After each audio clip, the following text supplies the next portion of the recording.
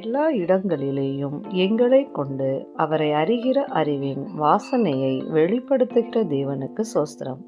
கிறிஸ்துவுக்குள் பிரியமானவர்களே, 2 கொரிந்தியர் அதிகாரம் 2 கேள்விகளும் பதில்களும். கொரிந்தியர் இடத்தில் மறுபடியும் துக்கத்துடனே வரக்கூடாதென தீர்மானித்தவர் யார்? பவுல். கொரிந்து மக்களை பவுல் துக்கப்படுத்தினால் பவுலை சந்தோஷப்படுத்துபவன் யார்? பவுலாலே துக்கமடைந்தவன். எது கொரிந்தியருக்கு சந்தோஷமாயிருக்கும் என்று பவுல் நம்பிக்கையாயிருந்தார்? தன்னுடைய சந்தோஷம்.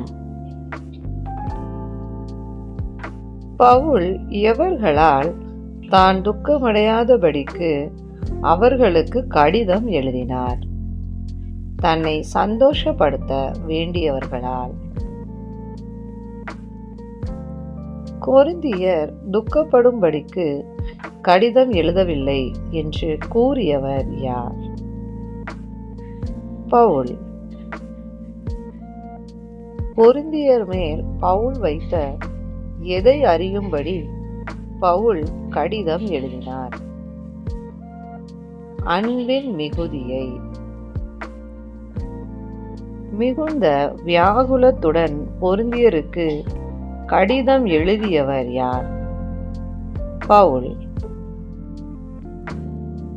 டேஷ் அடைந்தவராய் பவுல் கொரிந்தியருக்கு கடிதம் எழுதினார்.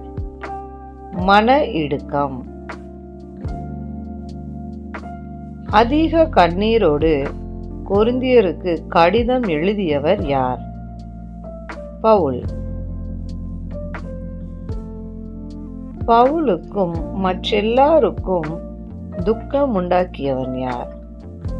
பவுலுக்கு துக்கம் உண்டாக்கியவன். பவுல் கொரிந்தியர் மேல் எவைகளை சுமத்த விரும்பவில்லை? அதிக பாரம். யாருக்கு அநேகரால் உண்டான தண்டனை போதும் என பவுல் கூறினார்? பவுலுக்கு துக்கம் உண்டாக்கியவன்.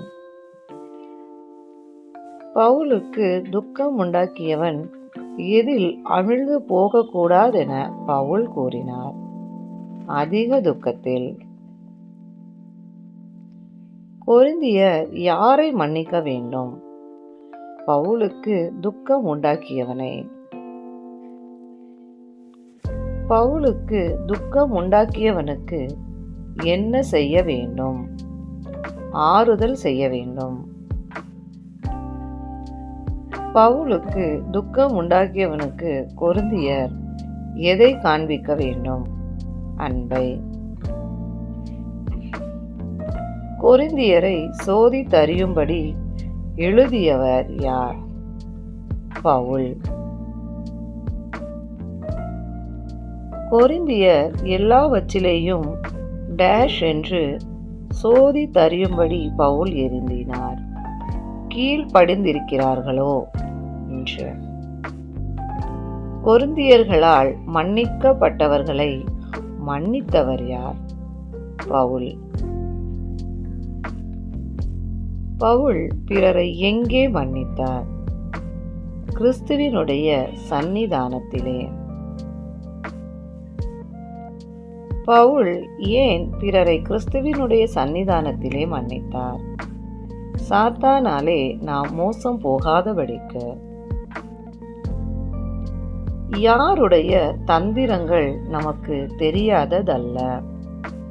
சாத்தானுடைய. பவுல் ஏன் துரோவா பட்டணத்திற்கு வந்தார்? கிறிஸ்துவின் சுவிசேஷத்தை பிரசங்கிக்கும்படி. துரோவா பட்டணத்தின் கதவு பவுலுக்கு யாராலே திறக்கப்பட்டிருந்தது? கர்த்தராலே. தீத்துவை தன் சகோதரன் என்று கூறியவர் யார்? பவுல்.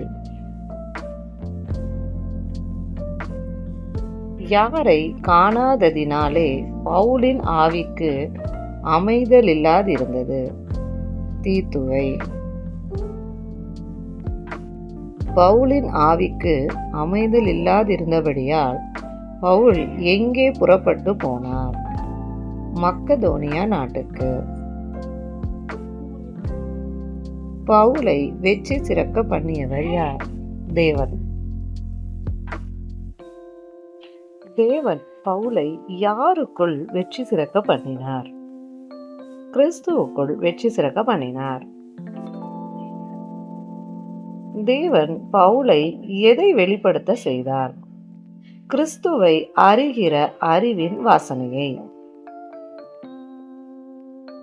கிறிஸ்துவை அறிகிற அறிவின் வாசனையை வெளிப்படுத்துகிற தேவனுக்கு டேஷ் சோஸ்திரம். பவுல் யாருக்கு நற்கந்தகமாய் இருக்கிறோம் என்று கூறினார்? தேவனுக்கு. நாங்கள் தேவனுக்கு டேஷ் நற்கந்தகமாய் இருக்கிறோம் என பவுல் கூறினார். கிறிஸ்துவின் நற்கந்தகமாய் இருக்கிறோம். எவர்களுக்குள்ளே நாங்கள் தேவனுக்கு கிறிஸ்துவின் நற்கந்தகமாய் இருக்கிறோம் என பவுல் கூறினார்? ரட்சிக்கப்படுகிறவர்கள் மற்றும் கெட்டு போகிறவர்கள். கெட்டு போகிறவர்களுக்குள்ளே பவுல் எப்படிப்பட்ட வாசனையாய் இருப்பதாக கூறினார்? மரணத்துக்கு ஏதுவான மரண வாசனை. ரட்சிக்கப்படுகிறவர்களுக்குள்ளே எப்படிப்பட்ட வாசனையாய் இருப்பதாக பவுல் கூறினார்? ஜீவனுக்கு ஏதுவான ஜீவ வாசனை. இவைகளை நடப்பிக்கிறதற்கு எவன் தகுதியானவன்? கேட்டவர் யார்? பவுல். பவுலும் அவரை சார்ந்தவர்களும் எதை கலப்பாய் பேசவில்லை? தேவ வசனத்தை. துப்புரவாக தேவ வசனத்தை பேசியவர் யார்? பவுல். பவுல் தேவ வசனத்தை எதன் பிரகாரமாக பேசினார்? தேவனால் அருளப்பட்ட பிரகாரமாக. பவுல் எங்கே தேவ வசனத்தை பேசினார்? தேவ சந்நிதியில். தேவ சந்நிதியில் பவுல் யாருக்குள் தேவ வசனத்தை பேசினார்? கிறிஸ்துவுக்குள் பேசினார். கிறிஸ்துவுக்கே மகிமை உண்டாவதாக. ஆமென். தேங்க்யூ.